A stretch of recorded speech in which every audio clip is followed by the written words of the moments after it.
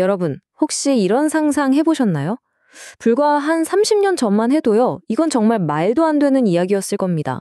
바로 한국의 삼성이 일본의 히타치를 인수할지도 모른다는 소문이 돈다는 거요. 와, 7, 80년대, 아니 90년대까지만 해도 히타치, 파나소닉, 소니, 이런 이름들은 그냥 회사가 아니었잖아요. 품질, 그 자체를 의미하는 뭐랄까 거의 절대적인 존재였죠. 안녕하세요. 당기다TV 채널 구독자 여러분. 오늘 들려드릴 이야기는 바로 한때 세계를 지배했던 일본 전자제국에 대한 이야기입니다. 도대체 무엇이 이 거대했던 제국을 흔들었을까요? 오늘 그 이야기의 시작부터 끝까지 저희가 한번 제대로 파헤쳐 보겠습니다. 자, 그런데 이 소문이 왜 그렇게 충격적이었을까요? 지금 글로벌 200대 기업 순위를 보면요. 50위권 안에 일본 전자기업은 이제 단 하나도 없습니다. 그렇게 많던 거대 기업들이 쓰러지고 흩어지고 또 팔려나간다는 소식들, 이 믿기지 않는 변화의 진짜 원인이 뭔지 지금부터 한번 따라가 보시죠. 우선 그들이 과거에 얼마나 대반했는지부터 확실하게 짚고 넘어가야겠죠. 메이드 인 재팬, 이 8글자가 그냥 신뢰의 상징 그 자체였던 시절이 분명히 있었습니다.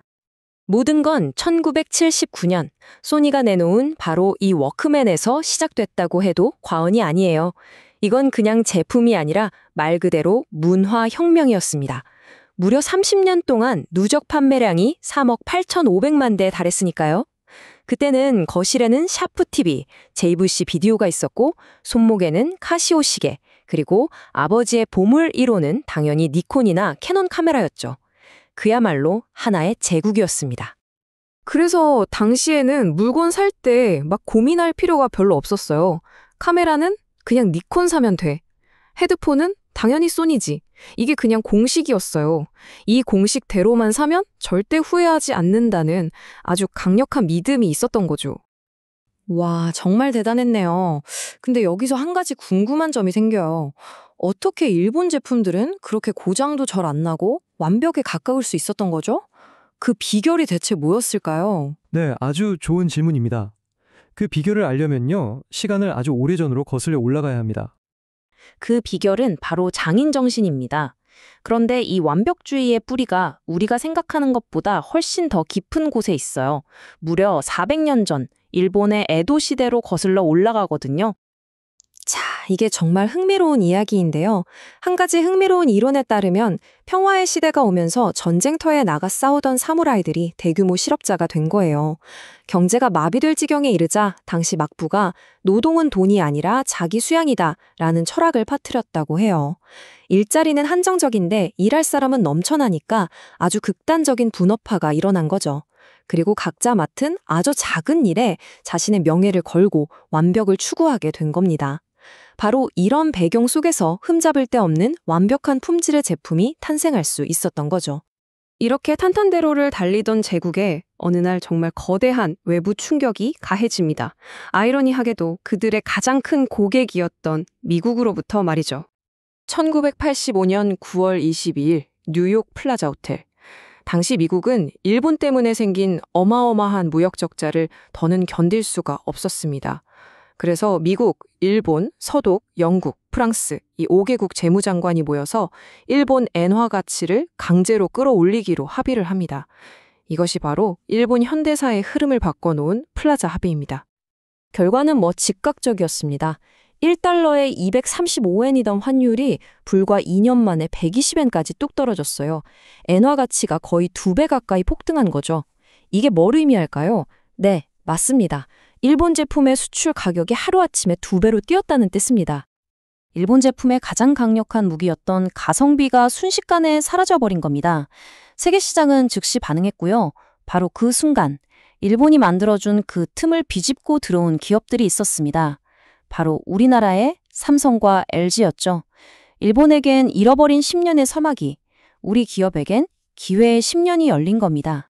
플라자 합의라는 외부 충격이 제국에 균열을 냈다면 2000년대 들어 시작된 내부의 경직성은 제국을 완전히 무너뜨리는 계기가 됐습니다.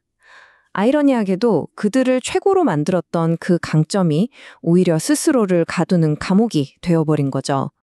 당시 일본 기업들은 크게 세 가지 함정에 빠졌다고 분석됩니다. 첫째, 여기 보이는 스트라이크존 경영처럼 자기들이 가장 잘하는 고품질 하드웨어에만 집착했어요. 둘째, 자국 시장에서만 통하는 너무 복잡한 제품을 만드는 갈라파고스 효과에 갇혔고요. 그리고 마지막으로 과거의 엄청난 성공 방식에 갇혀서 새로운 아이디어에 투자를 하지 못했습니다. 시대는 이미 소프트웨어와 플랫폼으로 넘어가고 있었는데 이들은 그 변화의 흐름을 거부한 겁니다. 그렇군요. 그러니까 외부 충격이랑 내부적인 문제가 한 번에 겹쳤던 거네요. 근데 궁금한 게 있어요. 그럼 그 많던 거대 기업들을 다 똑같이 몰락의 길을 걸었나요? 분명히 그 중에서도 다르게 영리하게 살아남은 기업도 있었을 것 같은데요. 네, 맞습니다. 바로 그 지점에서 소니와 파나소닉의 운명이 극명하게 엇갈리기 시작합니다. 네, 바로 소니와 파나소닉의 운명이 정말 극명하게 엇갈립니다. 2008년만 해도 파나소닉이 소니보다 더 큰 기업이었거든요. 그런데 지금은요, 소니의 시가총액이 파나소닉의 무려 8배에 달합니다. 도대체 이 엄청난 차이는 어디에서 온 걸까요? 소니가 택한 전략은 부활이 아니라 완벽한 변신이었습니다. 이들은 스마일 커브 이론이라는 것에 주목했어요. 이게 뭐냐면 제품을 만드는 중간 과정, 즉 제조업보다는요, 기획하고 개발하는 맨 앞 단계와 판매하고 서비스하는 맨 뒷 단계의 가치가 훨씬 높다는 의미예요. 그래서 소니는 PC, 배터리 같은 제조업을 과감하게 팔아버리고 그 돈으로 영화, 음악, 게임 같은 콘텐츠와 금융산업에 집중적으로 투자한 겁니다. 그러니까 소니는 워크맨 만들던 전자회사가 아니라 콘텐츠와 금융을 파는 기업으로 완벽하게 다시 태어난 거죠. 자, 그렇다면 일본 제조업은 이대로 끝난 걸까요? 아닙니다. 바로 여기서 우리는 정말 충격적인 반전과 마주하게 됩니다. 네, 일본은 이제 더 이상 가전 강국도 아니고 자동차 강국의 위상도 예전 같지 않죠. 하지만 정말 이대로 끝난 걸까요? 이 숫자 7.72 보이시나요? 이게 뭐냐면 특정 산업의 수출 경쟁력을 보여주는 지표인데요. 보통 1만 넘어도 경쟁력이 있다고 보거든요. 그런데 일본의 반도체 제조 장비 분야는 무려 7.7입니다. 이건 그냥 경쟁력이 있다 수준이 아니에요. 전 세계 그 누구도 따라올 수 없는 압도적인 지배력을 가졌다는 뜻입니다. 바로 이것이 2024년 일본 제조업의 진짜 현주소입니다. 일본은 우리 눈에 잘 보이는 B2C 가전이라는 껍데기를 버렸습니다. 그 대신 우리 눈에는 잘 보이지 않는 B2B, 즉 소재, 부품, 장비, 그리고 컨텐츠라는 새로운 갑옷을 입은 겁니다. 어쩌면 일본은 화려한 무대 위에서 스스로 내려와서 무대 뒤에 장비와 컨텐츠라는 진짜 돈이 되는 권력을 조용히 틀어지고 있는지도 모릅니다. 오늘 일본 전자산업의 흥미로운 변신 이야기 어떠셨나요? 당신의 귀에 지식을 쏙쏙 넣어드리는 당기다 TV였습니다. 오늘 내용이 유익하셨다면 저희가 계속해서 좋은 콘텐츠를 만들 수 있도록 구독과 좋아요 버튼 꼭 좀 부탁드립니다. 감사합니다.